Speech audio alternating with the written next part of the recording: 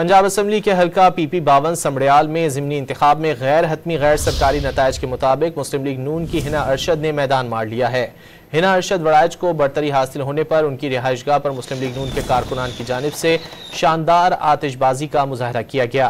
गैर सरकारी और गैर हतमी नताइज के मुताबिक मुस्लिम लीग नून की हिना अरशद ने 78,419 वोट हासिल किए, जबकि PTI के हिमायत याफ्ता आज़ाद उम्मीदवार फ़ाखिर निशाद घुम्मन दूसरे नंबर पर रहे।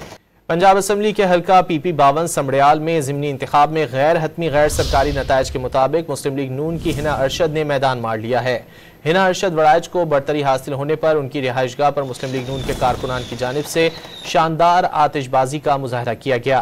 गैर सरकारी और गैर हतमी नताइज के मुताबिक मुस्लिम लीग नून की हिना अरशद ने 78,419 वोट हासिल किए, जबकि PTI के हिमायत याफ्ता आज़ाद उम्मीदवार फ़ाखिर निशाद घुम्मन दूसरे नंबर पर रहे।